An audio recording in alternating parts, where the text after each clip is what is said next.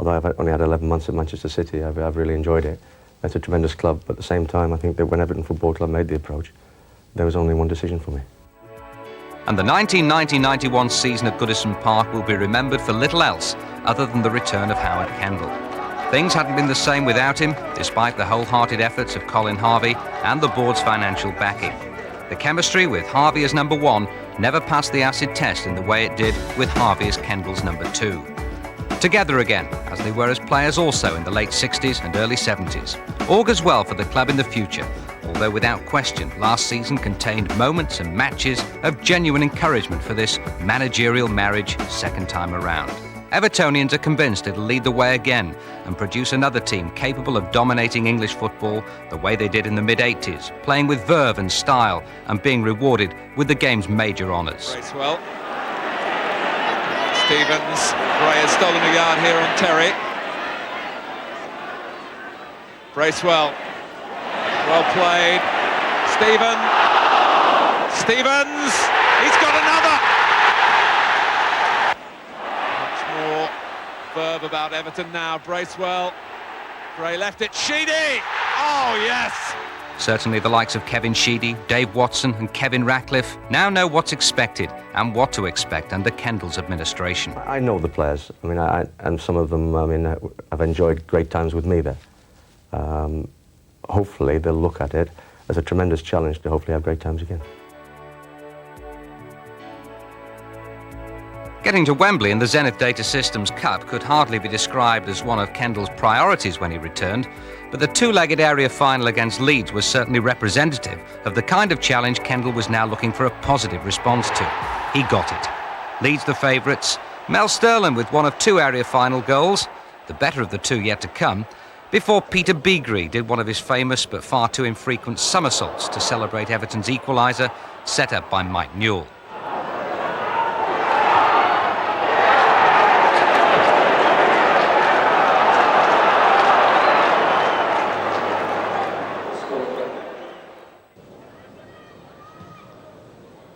Route 1 to goal with the ever-willing Mike Newell on the end of it and under control of it before Robert Varzika opened his account for the Blues. Varzika, the first signing Kendall made on his return and undoubtedly one of the shrewdest. In a game that deserved a bigger crowd, Leeds drew level again through the First Division's top scorer Lee Chapman. It was terrific end-to-end stuff, almost typical of Everton's season. What they lacked in finesse, they made up for in effort, as Liverpool were to find out. But that's another story.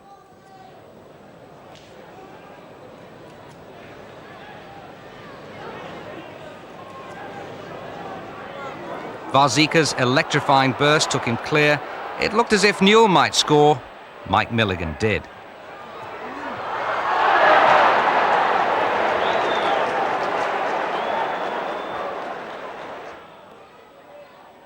But a classic Leeds goal brought them level again.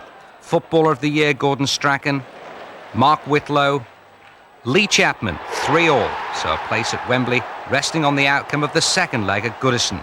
No place at the start for Tony Cottee, but his role wasn't confined to the bench.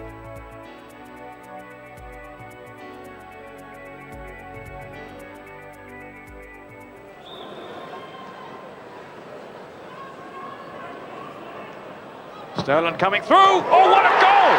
Oh. Incredible strike by Sterling. Oh, Strachan's got space here now. Found by McAllister, and Strachan! Oh, off the post! Oh, what dismay then for Gordon Strachan, who was in the clear.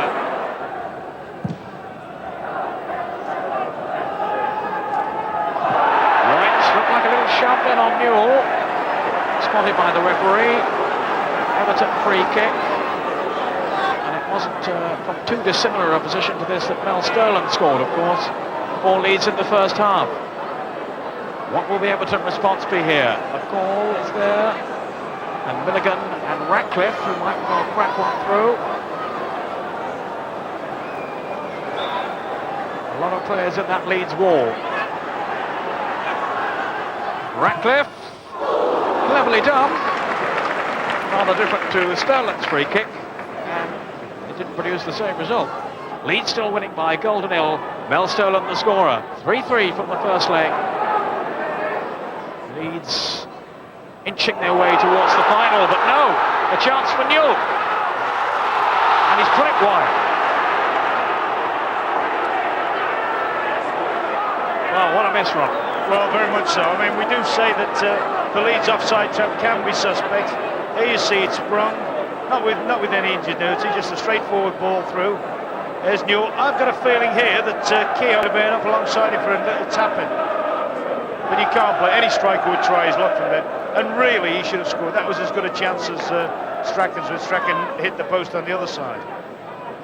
Well, no question, that is a golden opportunity squandered by Mike Newell. McCall will take it towards Ratcliffe. Newell! And it's out! Cotty! He's done it again. The man who scored in every round is on the spot once more. The substitution has paid off. Tony Cotty makes it 1-1. Yes, it's an Everton play. Put the ball into the mixer. Forced down by Watson. Turned around by Newell. He's a bit unlucky, doesn't quite make it. But there he is, quick as lightning, flashes in. Cotty. Not great goals, but all from 3 or 4 yards out. That's a great striker that scores it from short range. And suddenly there's a new complexion on this final now. Now, can't shut. Batty ahead of him. Now, his shot delayed too long. Bringing in Williams. Towards Chapman. Oh, Southall again. Fantastic save by Southall.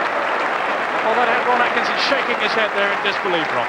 I didn't think that was ever in doubt. I thought Southall was always going to make a miraculous save. But once again, a good break down the side by Williams. Good ball in, and Leach. Oh, super save.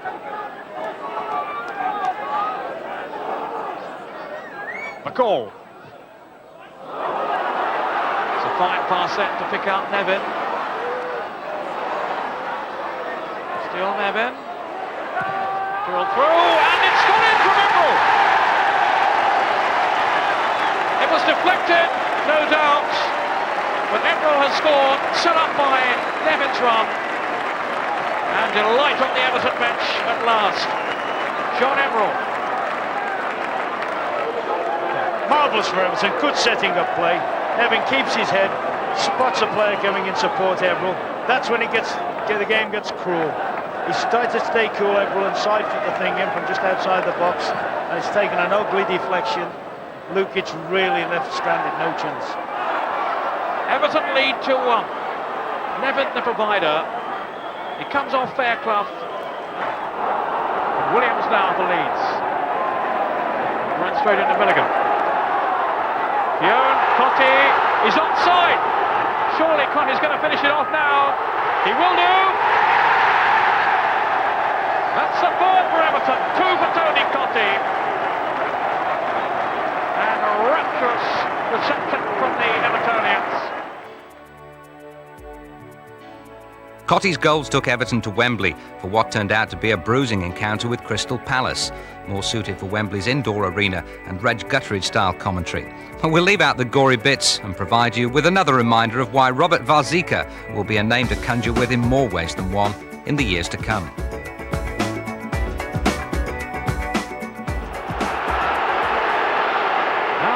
It's end to end now. Newell. Washika! 1-1. What a reply from Everton. And it's the Pole who scored it again. That's 4 goals he's got now. And he's only been here a matter of weeks. What an entrance to English football. Super goal. But here you see them attacking the space again in the left back area. Great first touch by Newell. A little bit fortunate there, it falls into Washika's run, rebound. But a marvellous finish. Well, he tucked it away delightfully.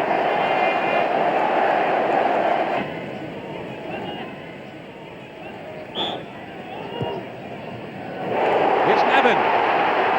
Watson's come up too. Oh, that was an important header away then. Washika. Great goalkeeping by On to the FA Cup and the possibility of a worthwhile trip to Wembley. After Charlton and Woking came Liverpool in the 5th round. A goalless draw at Anfield, and it was back to Goodison for what turned out to be the game of the season. It runs on for Beardsley, a shooting chance. Oh, and Rush is there! And Southall has stopped him adding to his list.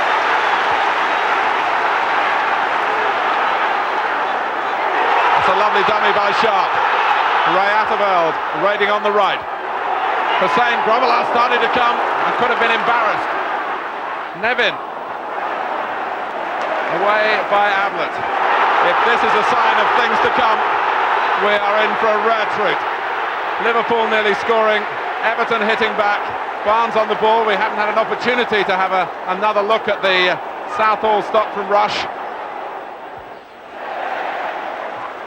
We must bide our time as the players who went through 90 minutes without producing a goal on Sunday are striking at the goal right from the off here. Staunton drives it in. Steve Nicol coming in for Liverpool.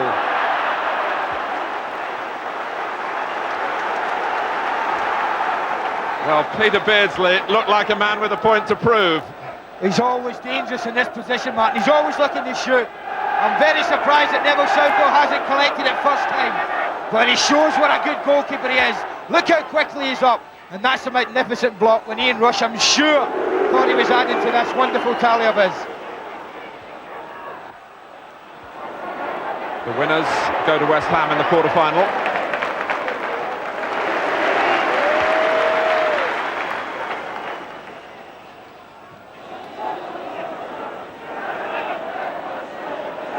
Newell. Nevin getting free. Only Hinchcliffe really available, but they're lining up in the centre. Sharp. Avril! Well, it might have gone in directly, it might have been touched in by Nevin, but neither thing happened for Everton. But it's a wonderful knockback from Graham Sharp, and John Everett will be disappointed that he hasn't at least made Bruce Grobbelaar make a save. The first genuine chance of the game for Everton.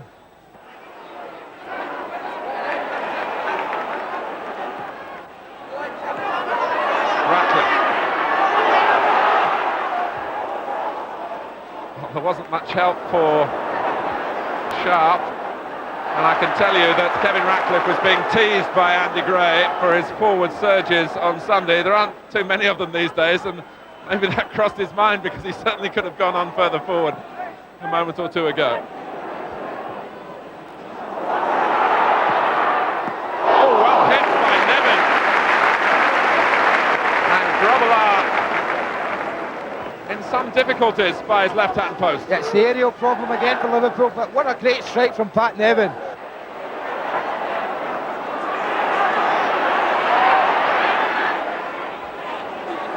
Beardsley. Rush. Barnes. The net shakes, but the ball hit it on the outside.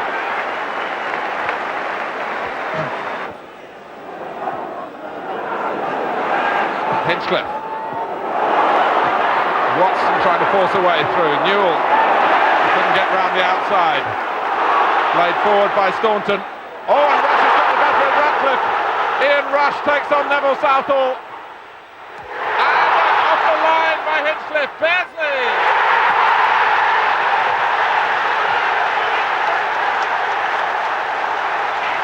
Everton thought they'd escaped, but they hadn't.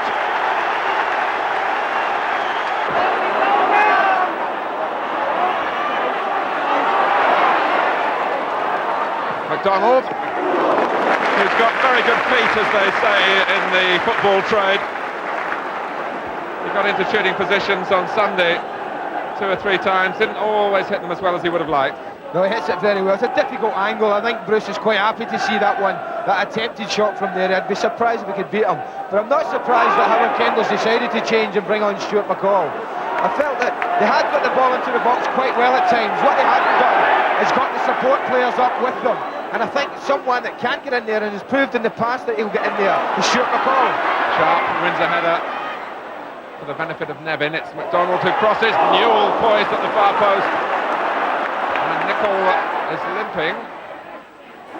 Sharp! It went through Grobbelaar.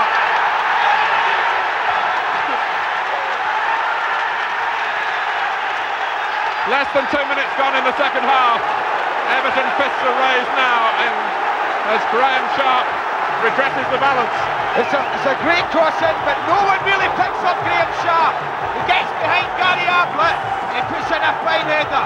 Bruce Grobbelaar doesn't enjoy the best of luck, Martin, but what a boost for Everton right after half-time. You watch it come over and Graham Sharp gets in a wonderful position for a striker. Gets in a good header, and Bruce Grobbelaar must have thought for a second he had made the save, but it just nicks the post and drops into the net.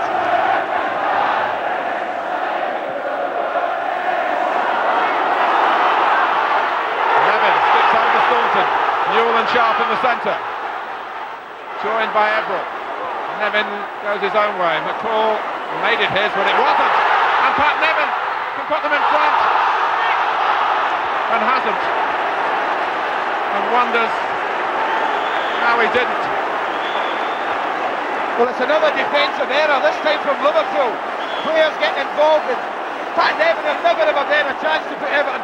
You see what he tried to do. I remember him scoring a very similar goal here at Goodison against Manchester United, when he went through on Jim Leighton, it was at the time, and just tried to flick it over him. But he just gets flat a little bit too much on it and doesn't threaten the goal. By Watson, it's Newell! When volleys start to dip and fly like that, you expect them to end up in the net. Well, this could end up anywhere. It's a wonderful strike from him. And just how close does it go? Liverpool just getting a little more chance now to draw a breath and pass the ball under a little less pressure.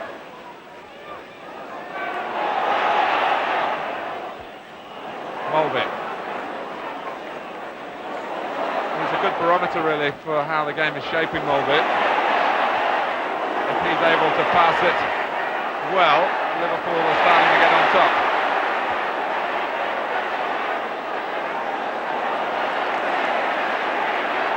Here he is.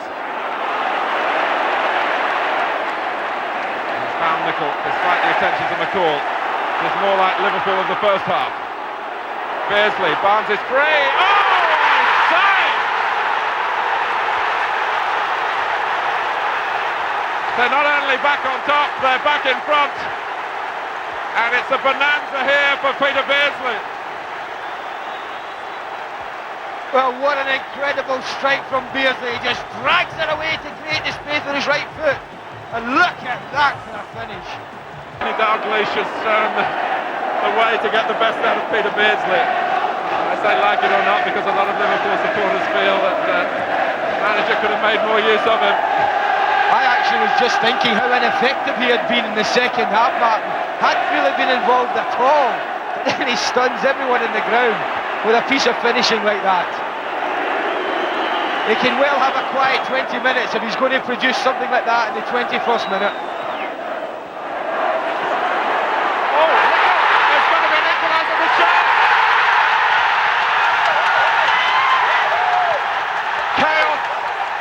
In the Liverpool penalty area. Sharp couldn't believe his luck, but he made the most of it. Well, Liverpool have returned the favour. This is a dreadful error from defensive position. You can see Graham Sharp's getting there more than hope than anything. It's the problem of a goalkeeper getting too near his defender, Martin.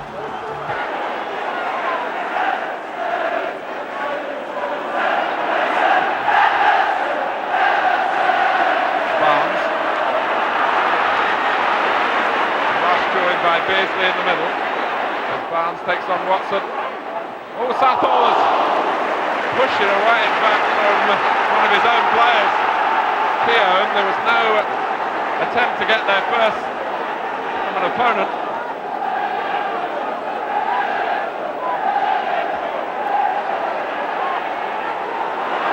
Mulvey, where are Everton to close him down?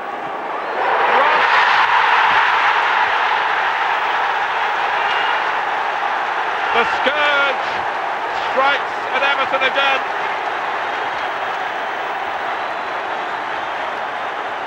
The merest of flicks, but it was his. I didn't think we'd seen the last of the scoring, but we were ever thinking about defensively. And this is a good header from Ian Rush. A superlative fifth round replay of the FA Cup.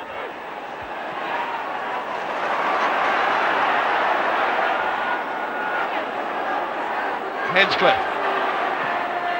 Oh, and Mulvey waltzes away from his own penalty area. Just for a second, it was though he didn't quite know the right steps, though. That's a push by Hussein. Everton won't have that many more chances to draw level for a third time. They're withdrawing Nevin, hoping that Tony Cottee, who would love to contribute to setting up a quarter-final trip to his old club West Ham, but there's a fair bit to do. McDonald, and it pumps into Grobbelaar's chest.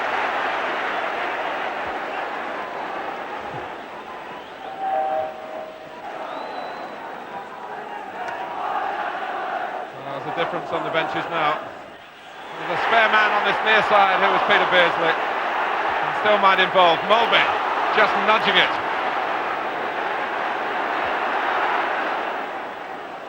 Barnes. Liverpool engaged in using up time.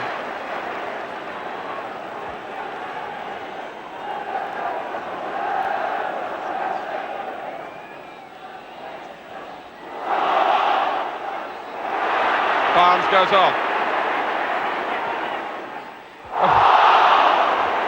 I think Ratcliffe was delighted he didn't make contact then. Eberl feeling the strain.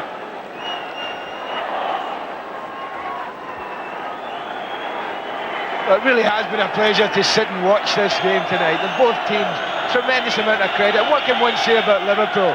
They haven't enjoyed a lion's share of their play in the second half, but they've managed to produce two very good goals and lead 3-2.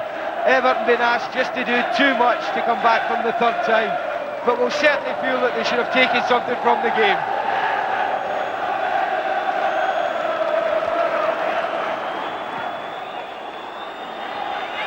We're into the last minute.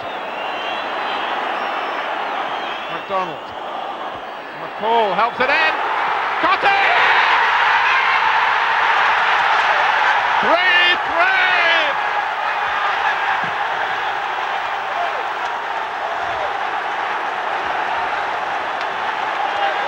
The substitution succeeds with rare drama. I can't believe, but what cool finishing! Not on his strongest side.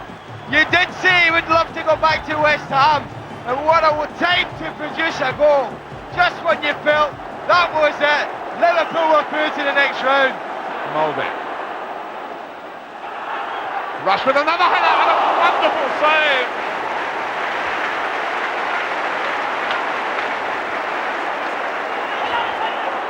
Corner taken. Assessment in a moment. Nicol.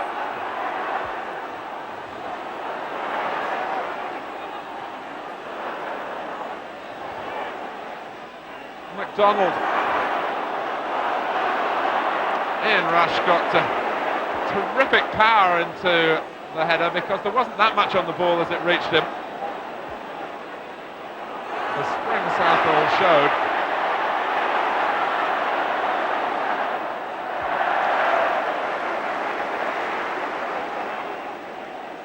Go as far as to say that it's the best spell Barnes has had in the match.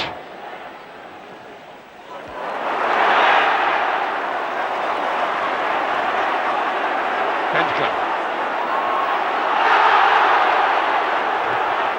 Nicol knew that Hinchcliffe had got the ball past him.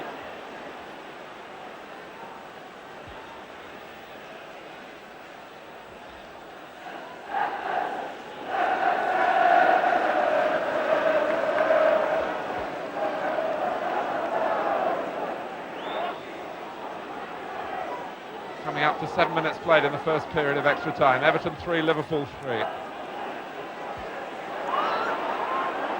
Hinchcliffe.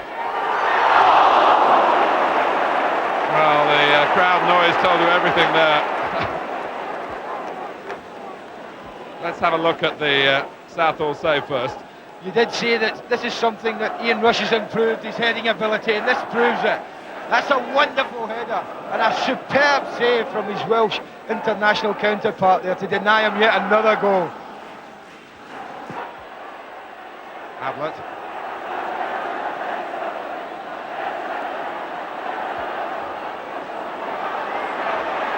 Barnes. Free kick to Liverpool. 3 minutes to go to half-time in extra time. He certainly looked the brightest player on the park in this period, apart from that man we just seen, Neville Southall, who's had to be tremendously alert to produce two stunning saves. Barnes. It looks for goal! And finds it!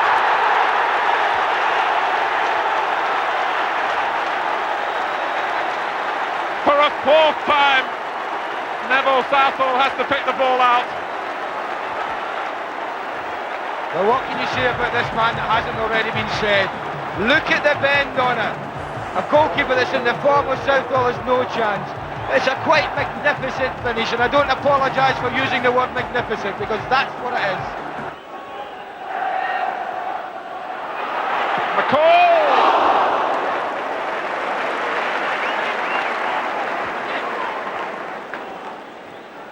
If I've said it once, I've said it a million times tonight. It's that aerial ball that they haven't coped with. And McCall picking up the pieces, just couldn't keep his shot down.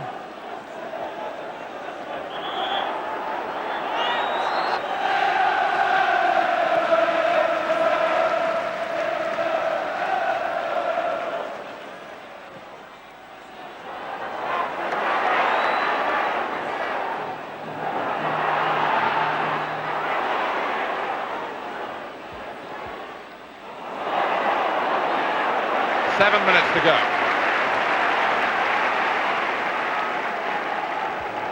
Liverpool regroup, wanting to keep as much together as a unit as they can, as Everton will let them. Newell gets in first well for his side, and Sharp, the support is there from Cotty. Return from McDonald. Newell on the far side. McCall trying to drive ahead of the ball from midfield to reach the knockdown.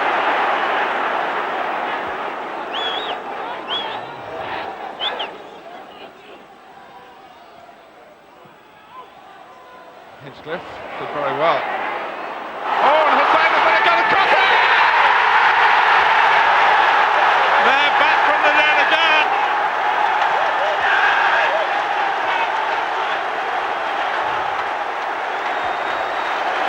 Well, I can't believe this, Mark.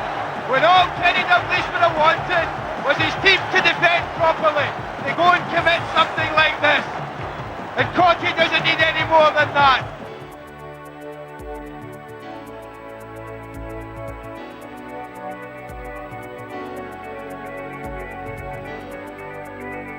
Before they met for the third time, Kenny Dalglish had resigned as Liverpool manager, but there were no excuses from Ronnie Moran. Put it on first by Sharp, then by Watson in behind. Nicol Keogh! It's an extraordinary save by Grobbelaar, and it's forced in. Well, the aerial route pays dividends for them again, doesn't it? First Sharp, then Watson. A wonderful save from Bruce Grobbelaar. And who is it that comes in? It's Dave Watson again, and rifles into the net. For the first time in this tie, Everton are in front, despite the agility of Grobbelaar. Mulvey couldn't deal with the ball as it came off the goalkeeper, and it was the other number 5, Dave Watson, a former Liverpool reserve, who thumped Everton into the lead. Everton were involved in another of the season's classics, this time in the league at Southampton. Watson spurning the possible back pass. And because of that, Everton have a free kick which Ruddock disputes. He was adjudged to have used an elbow on Newell.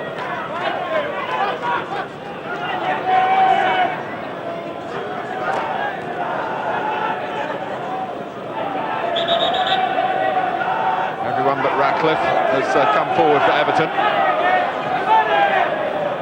McDonald can place it right. Oh, and Watson has scored again. What a run he's on. David Watson, 4 in 5 games.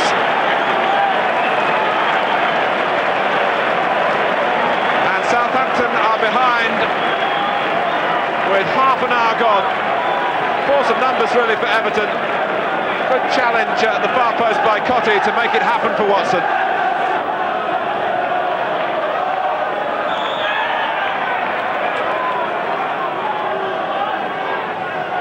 Free kick conceded by Milligan. Everton trying to push their euphoria here out of their minds and concentrate on defending at the free kick. Ruddock, who was penalised, and that led to the first goal of the game for Everton. Ruddock trying to supply something of his own here. Oh, both posts! An amazing let-off for Everton, and poor Southampton cursing their misfortune. Ruddock, one post, second post, and straight out to Southall. Case decides to take it himself. Oh, and it's a great save at the foot of the post from Moore by Southall. Back from Benali. Moore again. Shearer's dummy. Wallace. Ruddock lines it up. 1-1. No more than Southampton deserved. Their response to going behind has been most positive.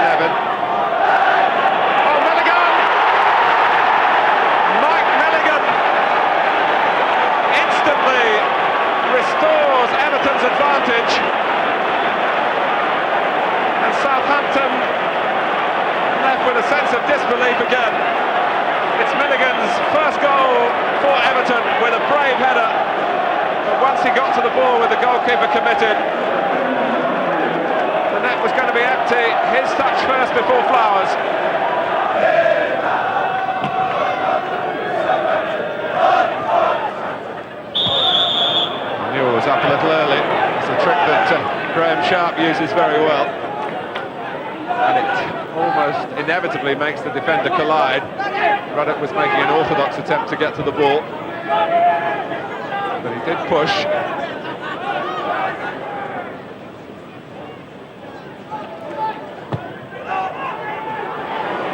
Oh, Flowers had to get to it from Keown.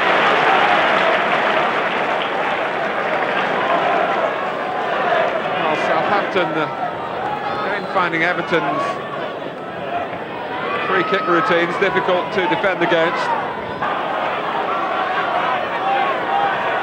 Newell.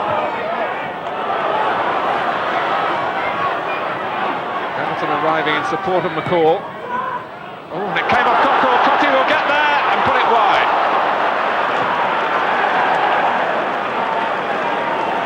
Well, it was a let-off for Cockrell in particular. Cottee arrived, and look at his body position as he gets to the ball. He can't quite adjust to steer it any further than straight, and straight wasn't good enough.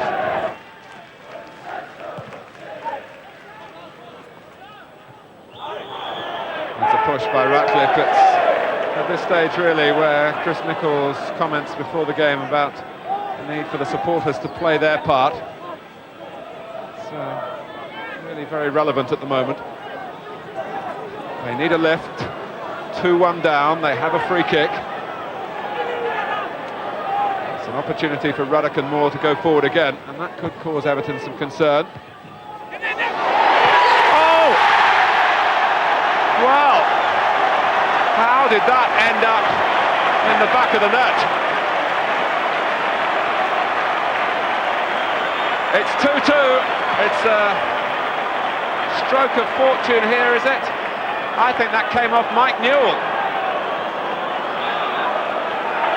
Jimmy Case took the free kick. And this is one of the most outrageous own goals that you'd ever wish to see. Mike Newell scratches the head that has put Southampton level. McDonald. Cottee trying to get it back to Newell. Here's Ebrel.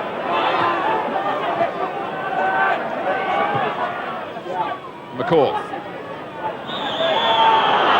How much of Everton got left given their travels up and down the land this week? And this is their third match in 5 days. It's going to be another change for Southampton this time. Neil Maddison, just back in the picture recently after a year of knee trouble. And it's Benali who's coming off. 16 minutes left.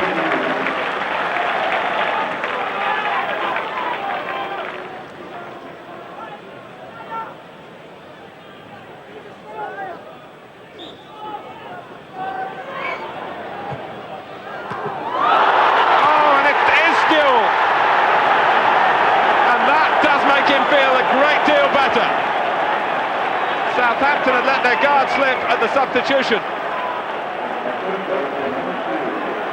And it was a great drive by McCall, and Newell scores in the right end this time. Here's Case. Newell tackling back and leading to another bit of defensive disarray. Watson skewing it behind.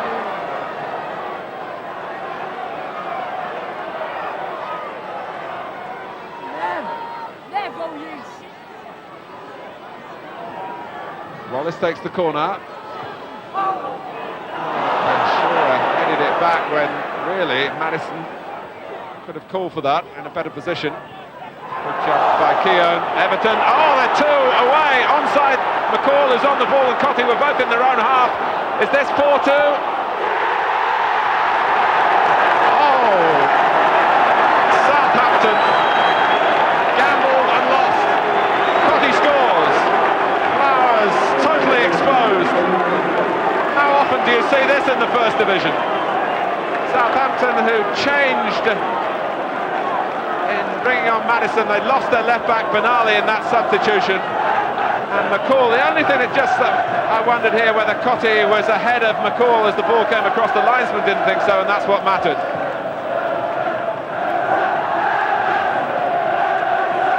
And it's going to be very, very hard for Southampton to come back from this. McCall caught them out with the break from midfield, and Cottee was given a present that he accepted with relish. Case.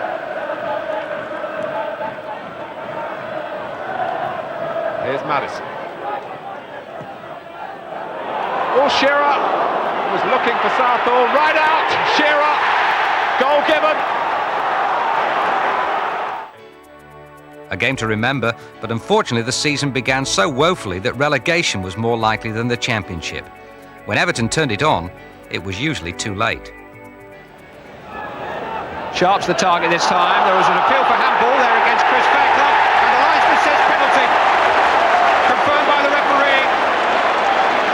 But it was the signal of the linesman, Jet Banwell, which convinced Kieran Barrett to point to the spot.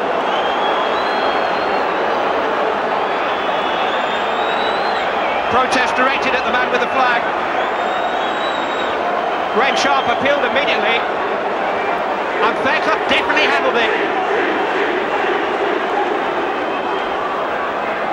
No question about it. He just held the ball away with his right hand.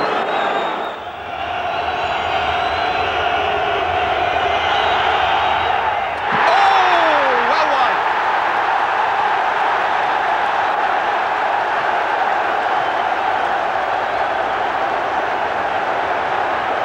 No words of consolation you can offer for a man who misses a penalty by that margin.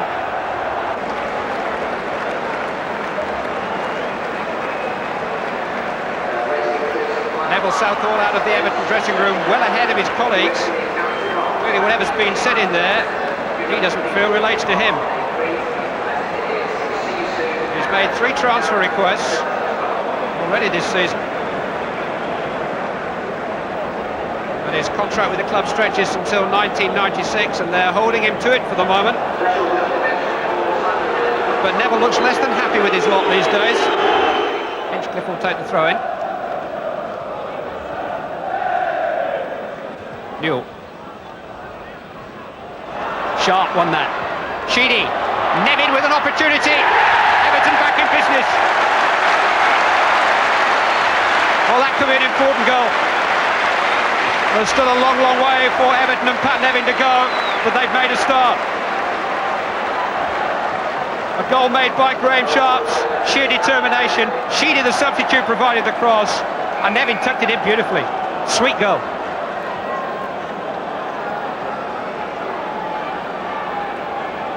That's so tidy.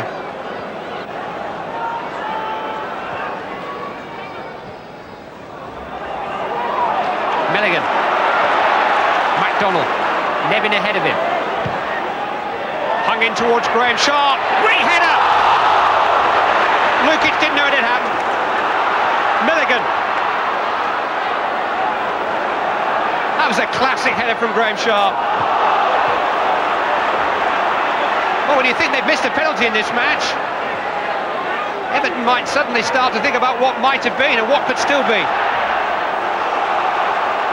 Game's far more open now. Leeds on the break. Too far for Chapman. Well, Colin Harvey's looking for more goals from Graham Sharp this season. He scored only 7 last time. That was almost the perfect header. Lukic a spectator.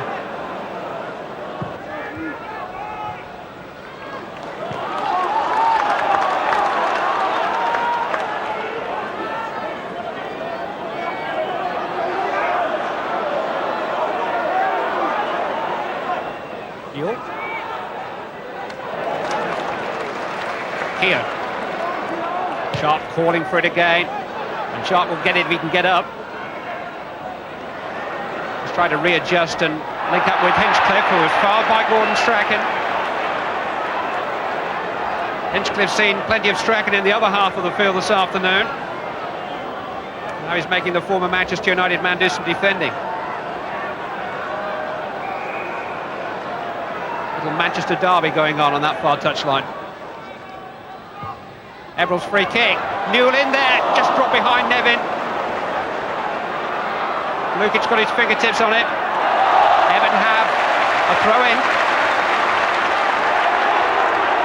John Lukic requires treatment. He's going to have to wait for it, though. It's going to be a nervous wait as Everton come forward again. Nevin. Terrific play. What's miscued? John Everall wanted time, got it! Oh, it's saved! John Everall makes it 3-2. And Everton believe again. It's the youngster's first goal for Everton. It's given them 14 minutes to save the game. Number 11 is the number to watch. And number 11 it is, who's put Everton back within sight of Leeds just as they were threatening to disappear over the horizon. Well, it's some match now. And some significance on that penalty miss, I'm afraid, for Neil MacDonald here. Watson. Newell was baulked then by Fairclough. He might still get there. He will! Oh, side netting!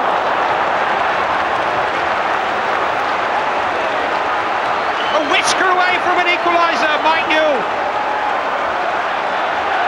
Lukic looked very uncertain then. And Mike Newell, well, he was always second favourite. But the ball ran for him there, but not there. Oh!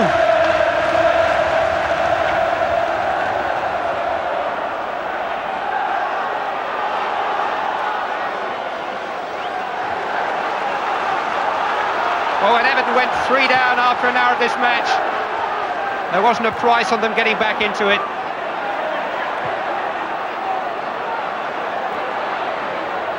But on the opening day of the season, the national game confounds us all again. Dave Watson had a real chance there, and his miscue fell for John Avril, but goodness knows how he squeezed it in. Sharp. That's a great ball for Nevin. Four waiting at the far post. Mike Newell, somehow saved by Lukic. If you asked him, I don't think he'd be able to tell you how. Chance after chance now for Everton. The latest fall into Mike Newell. And Leeds looking as vulnerable as they looked solid in the first half. Strachan, McAllister. And they do look very tired now, the visitors. I would think they're punch-drunk for the last 10 minutes. But although Everton have got them on the ropes, so far, their fans await the knockout punch. Milligan, that was lovely. Sharp, that was even better. Newell. Sheedy's there, Sharp's there, Nevin's there. It's Graham Sharp. Didn't quite get over it. Must have dropped behind Nell Sterling, the player was running across him. He maybe didn't see it until the last moment. But there was an even better chance a moment ago for Mike Newell. Nevin teasing Leeds. And Lukic pure instinct. Now McAllister chasing a good ball from Batty. And Keown chasing him. That was a great effort at this stage of the game from Gary McAllister. But suddenly it's down the other end. Nevin. Neil MacDonald. Has he got one last dramatic role to play in this match? Mike Newell, beautifully chested down. Oh, great save by Lukic again. And away by Chris White.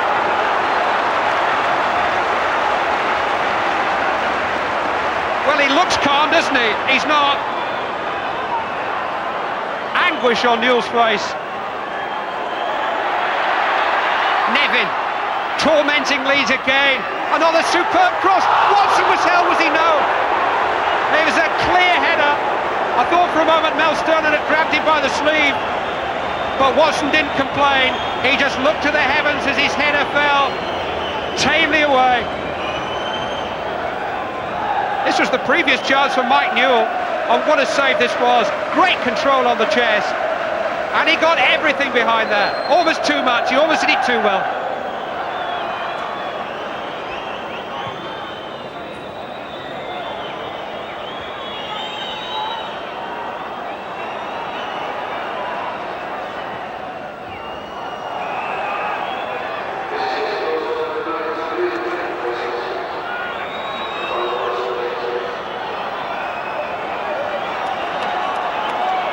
The last minute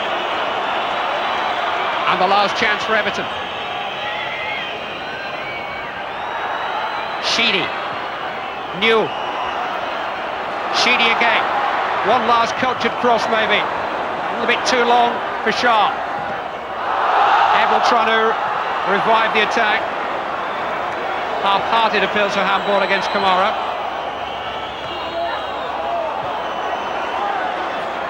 McAllister, Strachan, Chapman. Is there a final twist in the tail? Only Strachan up with Lee Chapman, although Batty's getting there. Strachan waiting for him. The seconds matter now to Leeds. They've got there, just. Well, who'd have thought that Everton would come back as dramatically as they did? MacDonald.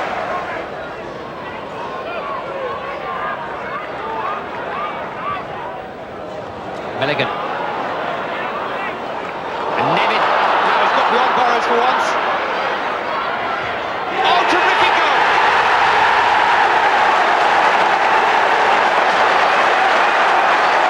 That's Pat Nevin all over. And Grizovic is beaten at last. And they have something to smile about at last.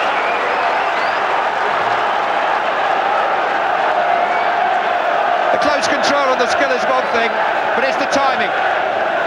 It's the time he decided to shoot. That's what surprised Ugrizovic. Look how well it's placed. It almost clipped the post. Everton had to wait until the end of September before their first win. They picked up some useful single pointers along the way, but winning was becoming a psychological barrier. However, they stretched the eventual champions Arsenal, but not quite to breaking point. Sharp going for this one, and Adams leaning on him. He would argue, as the referee has obviously seen it, that Sharp wasn't really trying to jump. Nevin earns Everton a corner. There's been plenty of pressure.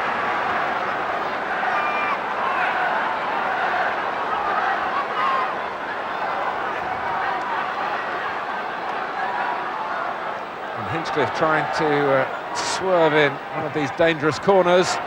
He's done it! Mike Newell went towards a ball that really whipped across head height. It was a great corner, and Newell found the touch, and Seaman could only push it on into the net. And here are the goals in a 2-2 draw at Roker Park. Graham Sharp's free kick taking a wicked deflection, but there was nothing fluky about the second. Ratcliffe's free kick, Sharp in total control, and a precise finish from Mike Newell. On to the Liverpool game. McDonald's free kick. Right by Barnes.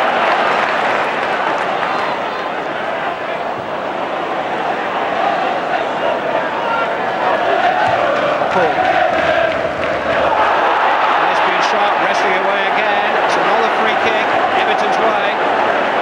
Graham Sharp's been a real handful. Quickly taken, Hinchcliffe!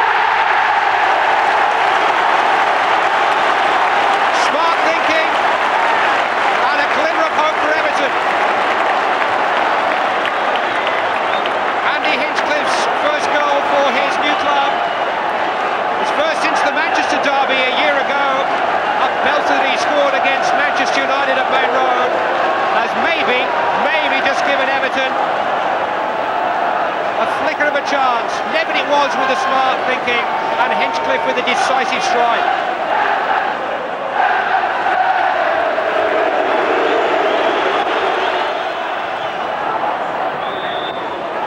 Everton have a free kick.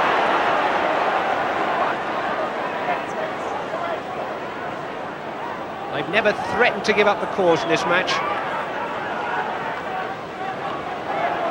But he has never threatened to let them get back into the game, really. He's been quite an influence, McMahon.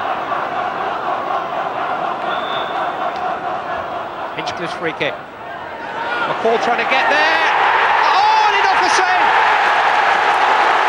Stuart McCall will claim the goal, but it bounced off the crossbar and on to Glenn Hussein.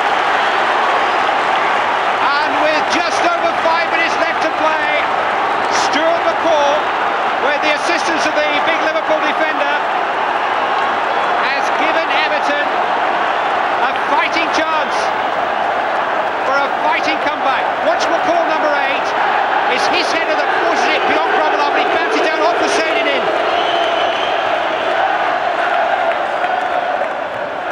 Nothing really that the big Swede could do. He just watched the ball against the crossbar and then helplessly in off his thigh. And here's the victory Goodison Park had really been waiting far too long to see. Against Southampton, Tony Cottee with his first in the league. John Ebrell made it too after some typically unselfish work by Stuart McCall, who was in there again to provide Cottee with his second of the match and a comprehensive 3-0 win. In the Rumbelows Cup, before and after the Southampton match, Everton did what any top First Division side is expected to do against lowly Fourth Division opposition. It isn't always that easy, of course, but with the pressure mounting on Colin Harvey, the players were clearly intent on doing everything possible to make their popular manager more secure in his job. And no one did more than Tony Cottee. He would have got more than a hat-trick, but for 1 or 2 goalkeeping heroics by Vince O'Keefe that kept the score down. Andy Hinchcliffe, of whom there are a few question marks when he crosses the halfway line, providing Cottee with his second, and that's finishing of the highest quality. Pat Nevin getting in on the act in his own impish little way, enabling Cottee to get his third.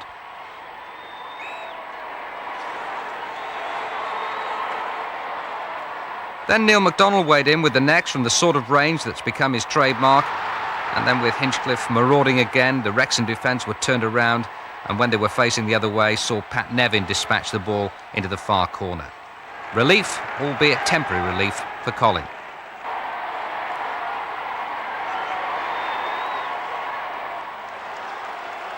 Whereas Cottee had dominated the away leg, Graham Sharp dominated at home with a hat-trick. He'd scored only one goal previously. Neil MacDonald was playing centre midfield, a role he looked very comfortable in during this phase of the season. Sharp again.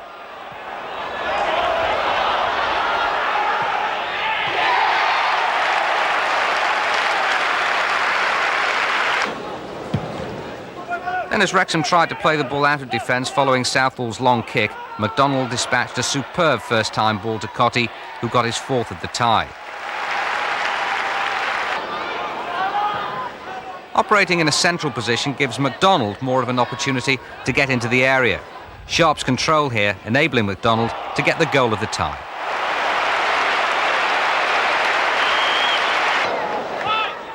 Even at 4-0, Everton didn't let up. Typical of their aggression and professional approach on the night was young John Ebrill's goal.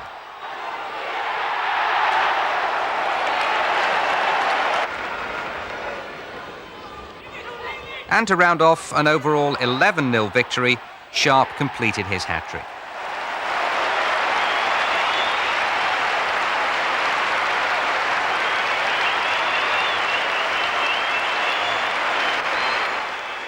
The month of October, still no away wins in the league, but for my money, the best goal of the season of its type. It came at Nottingham Forest from Neil MacDonald, who started the move that led up to it. Neil didn't follow up Stuart McCall's flighted pass to the edge of the area. Maybe he had it all worked out, or maybe just whacked it. I reckon he just whacked it. A goal worthy of winning any match. What a pity it didn't.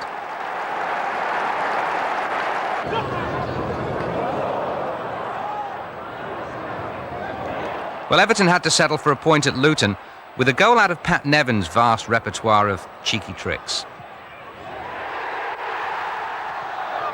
Sharp with Beaumont. Straight to MacDonald, and that's beautifully done. Beaumont again, he's having a fine game. That's still in. It's not now, though.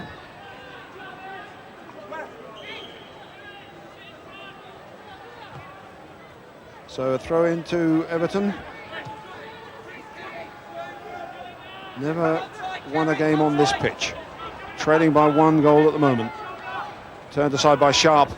Ebrill in here, it's a nice one. And Nevin's almost got it. He has!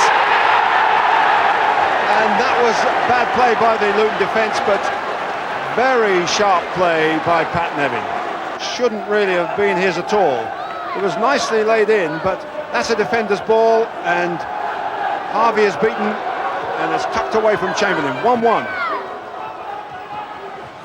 Well, danger from nowhere, and Luton will be kicking themselves that Richard Harvey couldn't get that one. Nice play by Nevin. He got the break and he punished Luton. But picking up the odd point here and there just wasn't good enough for a club of Everton's requirements. Just 1 point above Derby, who were eventually relegated and knocked out of the Rumbelows Cup by Sheffield United. That was the last straw. In moments of candour, Colin Harvey just might admit he suspected the worst. By the time of the QPR match, Jimmy Gabriel had been installed as caretaker manager, calling on the team for a performance the now departed Harvey would be proud of. Mike Newell got the first, beating Don Howe's well-rehearsed offside trap.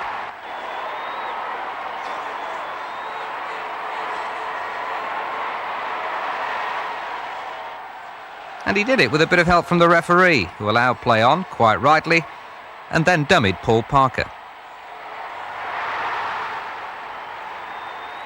Peter Beagre's cross led to the second.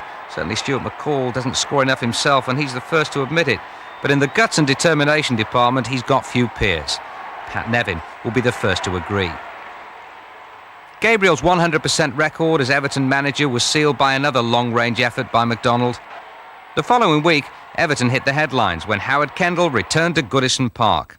Evertonians were delighted, and doubly so when it was announced that Colin Harvey would return as well. And how ironic for Harvey to return to Sheffield United less than 2 weeks after going there as manager. No goals, but Stuart McCall almost won it for Everton. It had Kendall and Harvey off the bench in expectation and back on it in disappointment. Against Spurs, though, McCall really gave them something to celebrate. Dummy by Sharp, gets it back from Cotty, plays it now for Ebril. That's a good little cross turn to McCall on the far side. A goal for Everton. Stuart McCall.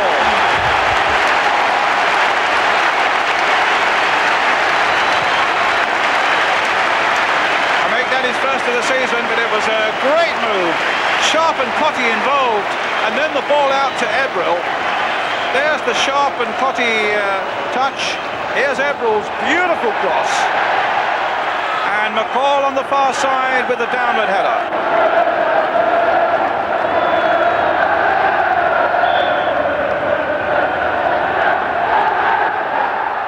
Everton lost at Wimbledon, but it reminded Howard Kendall of Kevin Sheedy's prowess from set pieces. Sheedy's free kick was a beauty and deserved a better fate. But at least it led to a goal following Roger Joseph's foul on Ray Atterveld. Looked a rather harsh decision, but at least it gave Sheedy a second opportunity, and from which he made no mistake. The month of December, which yielded 3 more victories and a relatively merry Christmas when you consider where they might have been if matters hadn't started to improve from the moment Kendall took over.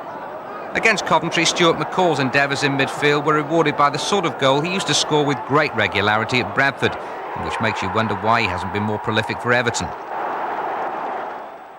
And Everton beginning to distance themselves from the relegation positions, although 2 setbacks away from home hardly removed the threat entirely, going down at Leeds and Norwich before returning to Goodison for the Aston Villa game. 3 valuable points Everton had to work hard for, but their persistence paid off with less than quarter of an hour left. When young Eddie Youds made a great break down the right, he shrugged off a challenge from Stuart Gray and crossed for Graham Sharp.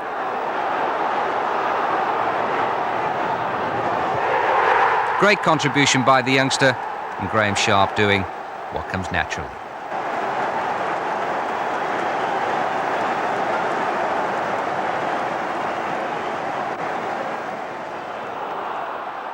The year ended with victory over a Derby side missing the legendary Peter Shilton. Neil MacDonald wearing number 2 this time, crossing for Nevin, whose header was fumbled by Shilton's deputy Mark Taylor, Mike Newell following up. Lightning reactions by Newell. So Everton were able to turn it on. This is the Kendall Harvey way of playing football. It could be Reid and Bracewell in there orchestrating the move, getting the ball wide at the optimum moment, and for Pat Nevin a header that needed no assistance in reaching the net. MacDonald to Nevin, 3-0.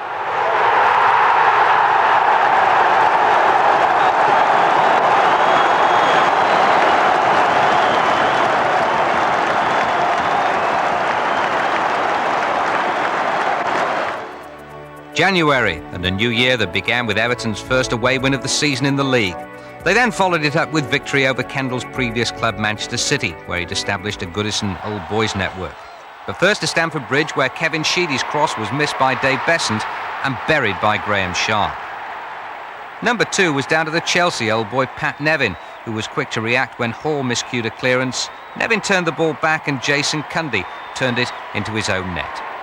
Poynton finding the player manager. Vintage stuff from Peter Reid. Now Ward. Brightwell. Quinn is the target, and Quinn met it well, and it breaks to Megson. How did Neville Southall manage to get himself behind that shot? It looked odds on Gary Megson scoring, denied by his former teammate Neville Southall. An excellent piece of goalkeeping in. Well, now Quinn, the danger man again, winning it in the air, and really it was a great piece of goalkeeping with Big Neville. Quinn again, climbing higher than anyone else.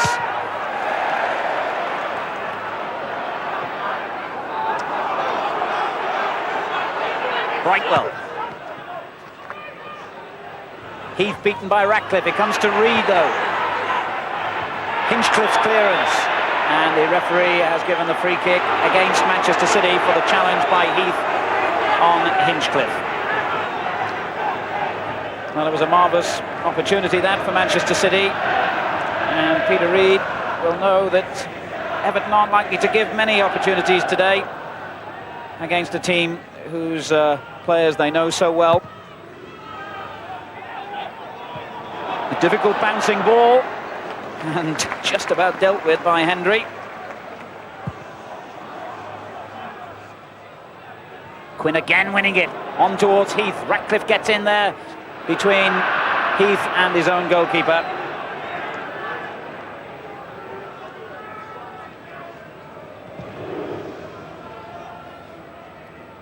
Poynton, White, Ebrel for Everton. That's a lovely ball, but there was a suspicion of offside, not given though as Nevin goes on. Well saved, it comes to Beagrie. And how about that? Eat your heart out, Hugo Sanchez. Peter Beagrie scores his first ever goal for Everton and gives us a celebration to remember. Manchester City will complain here that Beagrie and arguably Nevin as well were in an offside position when the ball was played. Nevin going on and producing that excellent save from Coton, and Beagrie's shot in off the foot of the post to give Everton the lead. Well, from up here it certainly looked offside, I have to say, Pat Nevin in that wide position. And the goalkeeper Coton, very unfortunate there, because he made the great block and then it fell kindly for Beagrie and it's in off the post. But at least it's given us a goal, it's lifted the game hopefully, and we can only go on from there, surely. Manchester City have won a free kick. Poynton's cross. It breaks to Ward. Well cleared by Watson. Sheedy gets it away for Everton with an intelligent ball to Nevin.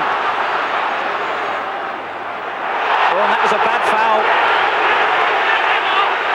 Couldn't have been much closer to the Everton bench. Howard Kendall sensibly telling everyone to calm down. Temper's a little bit high after the goal, and Adrian Heath guilty of a rash tackle then. It's the ball you're supposed to go for, explains Mr. Milford.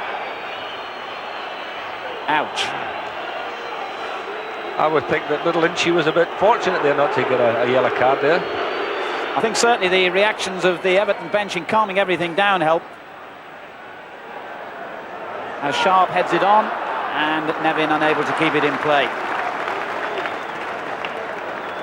Well, we can see the Everton goal from the other side of the ground. That may help to decide whether, in fact, either Beagrie or Nevin were in an offside position. Well, I don't know it does. It certainly looked offside to me, Ian. Well, we didn't actually see the player receiving a ball when it was actually passed, so you couldn't really define that. But certainly, he looked, I mean, you would think he was in an offside position, yeah.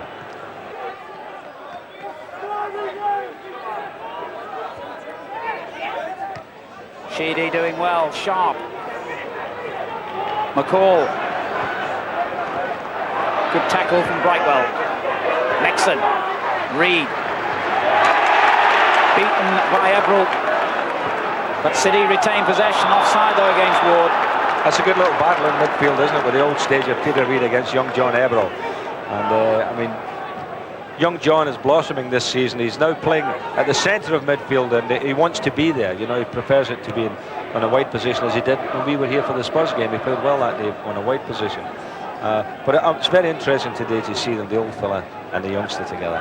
Yes, Ebrel signed as a schoolboy when Peter Reid was a first-team player, and admits that Reid was his early inspiration. That's correct. And he finds Sharp, who finds Sheedy, and it back to Sharp, and no offside again. And Coton with a good save. The Manchester City players turn angrily towards the linesman on the far side. They felt they might have had the benefit of an offside decision again then. And Sharp close to punishing them for a second time. But Coton with a good save.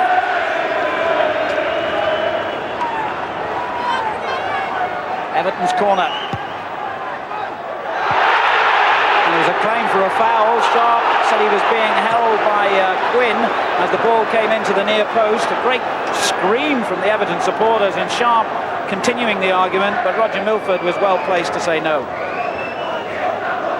Graham Sharp had actually an excellent opportunity here because he was put clear. I think he was just been played onside, but Tony Coton, again, a great goalkeeping save, coming out and spreading himself there when it looked as if Sharp must score. Yes, Poynton clearly played him onside on that occasion. Still 1-0 to Everton. Peter Beagrie the scorer. Sharp. McCall. McDonald. Poynton beaten by Nevin. City pushing forward, looking for offside again, but Nevin vaults over the tackle from Redmond. The cross drops to Beagrie. Took too long to line up the shot. But now Hinchcliffe. And no challenge for Coton as he plucks that one safely to his chest. Well, I wonder if Joe Royle had a decent view of the Everton goal. I'm sure he's got an opinion.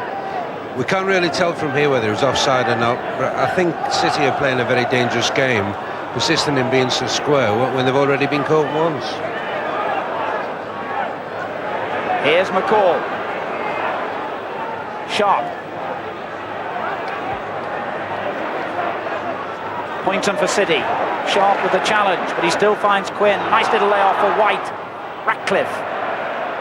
Ebrel doing well. Neat little player, John Ebrel. Now Nevin finding room again on the right. He's got to be the main threat to Manchester City. Lovely ball. McCall. No foul.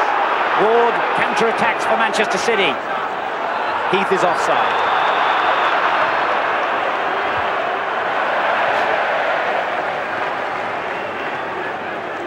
Joe was making a good point about Manchester City being a bit flat at the back. I also feel that Everton are as well, and there for a couple of offside decisions that the referee, or the linesman rather, has favoured Everton, but it's been very tight, and they themselves could get caught with that. Good header, Sharp finding Sheedy. I'm not quite sure whether Sharp meant to dummy that ball then, or whether he just simply couldn't control it.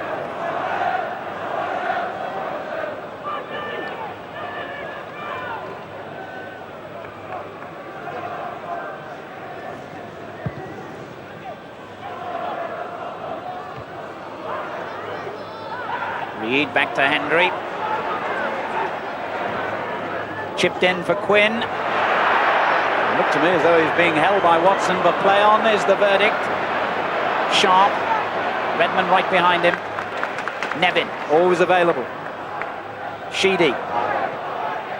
McCall. Heath and Ward combined to win it back, and there's some furious challenges going on in the middle of the field, and Ward kicked angrily away then at Adrian Heath. And not at Heath, rather at Stuart McCall. And the referee has given the free kick, not surprisingly Everton's way.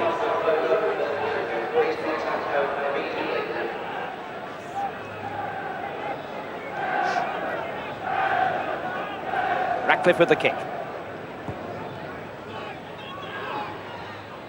Beagrie doing well to find Sharp. And McCall goes in hard again on Ward. This is Beagrie. Cut out by Hendry, back in from Beagrie. Sheedy with a spectacular goal! What a beauty!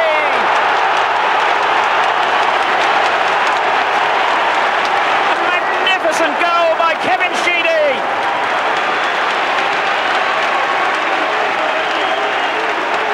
That's as good as you'll see all season, I would think. An acrobatic effort. Well, there won't be many better goals this weekend than that one. That was a classic goal. As we know, he's got this sweet left foot of his, but what a lovely volley. And really the goalkeeper, well as he's playing today, couldn't get anywhere near that. And that Sheedy special was one of the most memorable individual goals seen at Goodison for a long time. And it helped to lift the club 10 points clear of the dropping zone. Howard Kendall had stated back in November that no one's too good to go down. Everton were proving they were certainly good enough to stay up, but not yet good enough to challenge for a place in Europe. 2 defeats in February meant there was no room for complacency. They followed a win over Sunderland, who were rather fortunate to leave Goodison without a share of the points. Gary Ower's handball led to another Kevin Sheedy penalty, one of those you're happy to accept, but loath to concede as a good refereeing decision.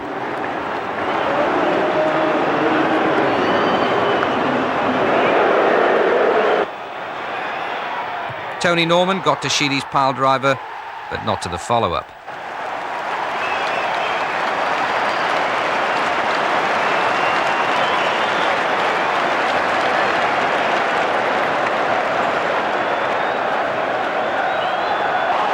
It was hardly an afternoon for backflips and somersaults, except in Peter Beagrie's case. The crowd love it, even though at the time many people thought it was Stuart McCall's goal. Peter knew it was his. After this came the Anfield derby. Everton's share of the play was considerable, and 3-1 was hardly a true reflection of the match. A certain amount of glory and confidence gained from the defeat, in view of the cup ties which we've already seen. MacDonald is on the near post, Watson beyond him. Milligan, Sheedy, Nevin. Turned away by Hussein spectacularly. Neil MacDonald, good volley. Well caught by Bruce Grobbelaar. He's such a sweet striker of the ball, Neil MacDonald. Lovely crosser of the ball, and he scored some spectacular goals for Everton this season. Pat Nevin it was who stretched Liverpool. And there are a lot of men in front of Bruce Grobbelaar, and that was dipping all the time. Everton. Nevin. Sheedy, onside. 3 waiting for the cross. Sharp's there, good header by David Burrows. Kept in by Beagrie.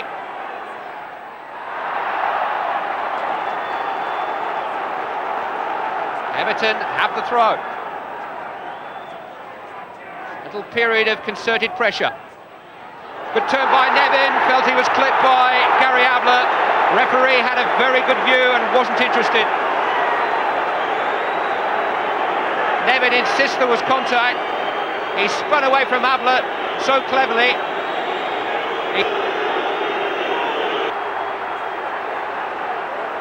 Great close control, the Big Dane's goal.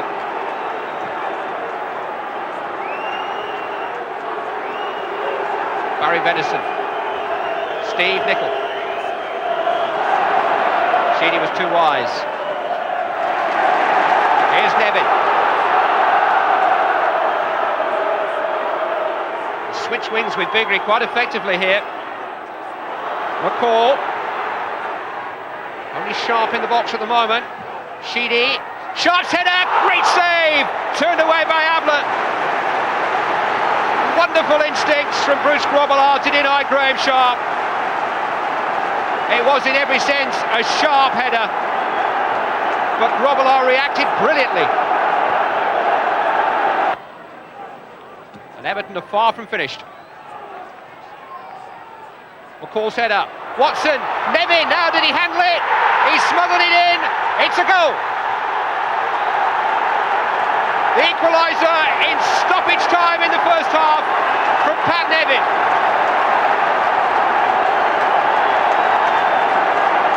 A little question mark maybe about the control there. No, it seemed to be in the midriff. Grobbelaar wrong-footed, Everton level.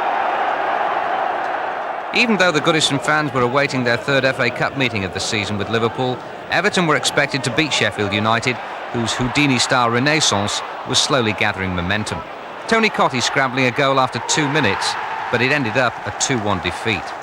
In March, though, Everton were undefeated in the league, and included in that 4-game sequence, in fact starting that 4-game sequence, was a thoroughly convincing 2-0 win at Old Trafford.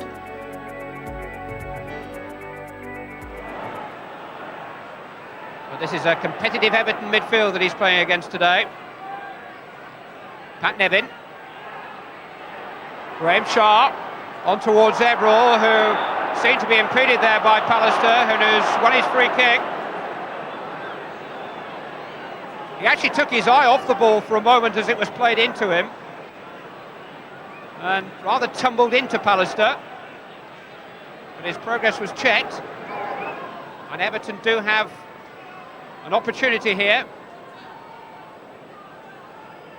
Sort of situation where they would like to wheel on Kevin Sheedy if only they could. He's about a week away from a return to the team.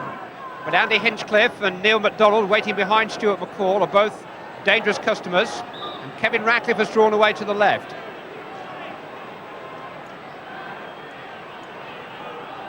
It's Hinchcliffe.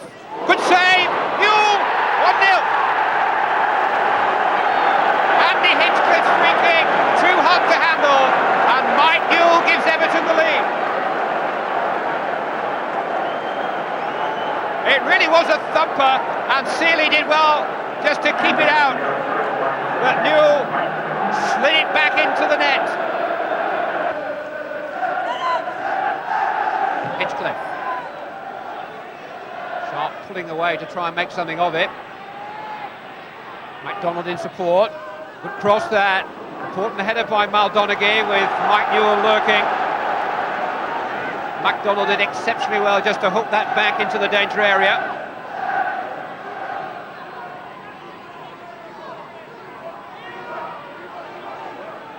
Corner which Andy Hinchcliffe will take.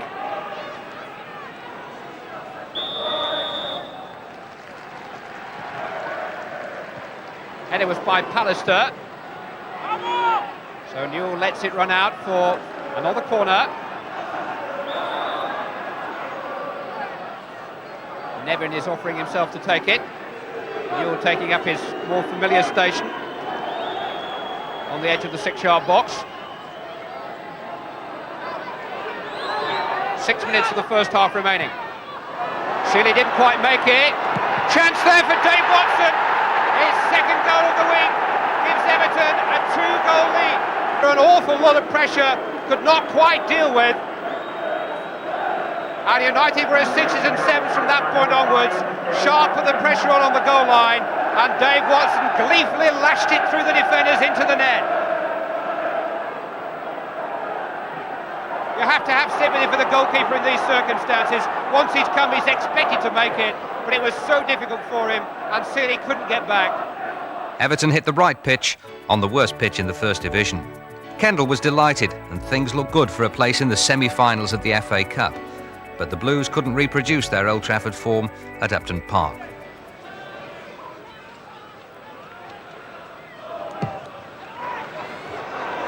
So the prospects of a major trophy in Kendall's first season back had disappeared.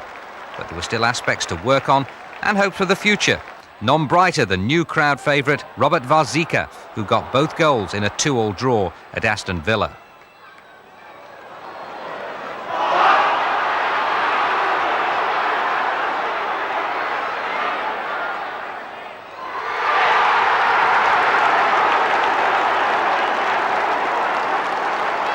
The second was Everton's official goal of the season.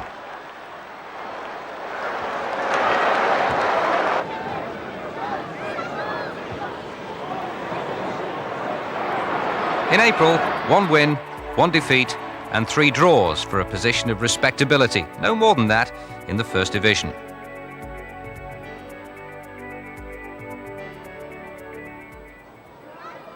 Mike Newell against Norwich from Varzika's assist.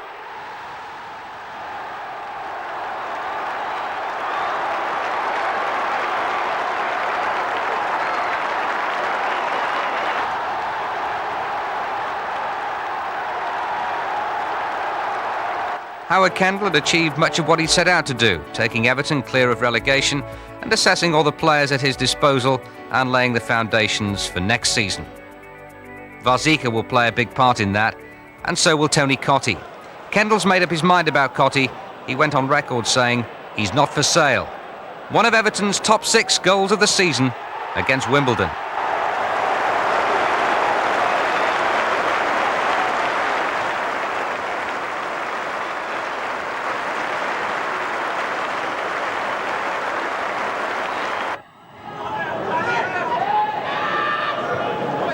Against Chelsea, Cottee got a typical striker's goal after Besant had saved from Hinchcliffe.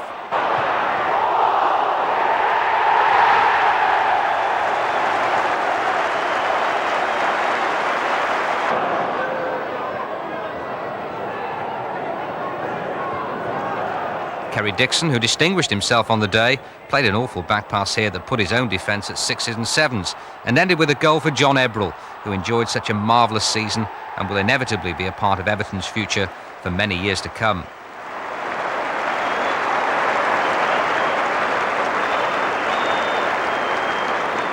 Ebrell has been one of the season's success stories.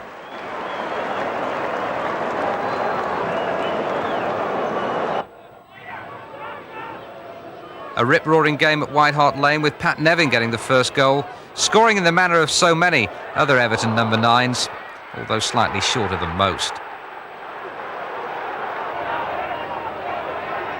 Everton's second by the man whose individual performance, as much as anything else, won the cup for Spurs, Paul Stewart. It finished 3-3, with Cottee getting his 13th league goal of the season.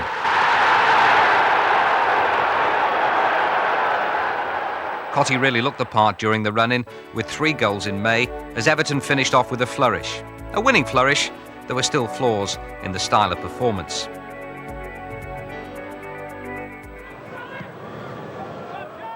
Particularly against Luton, a game won by Cottee's alertness in front of goal.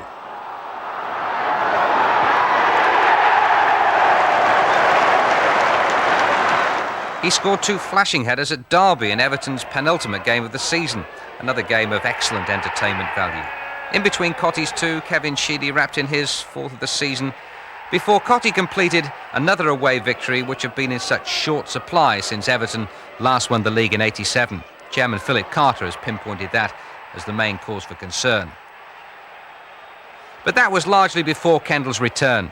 Everton certainly looked far more capable of getting results on their travels, and it was no mean feat to come away from QPR with a point on the last day of the season with a Varzika-type run and goal from Pat Nevin. After that awful start, Everton's run from November, hiccups and all, took them into 9th place, accumulating almost enough points to have been serious European contenders. It's supposed to be more difficult the second time around. It's also said you should never go back. What it is a challenge. To become nothing but the best is the challenge. And that's the challenge Howard Kendall has taken on for a second time.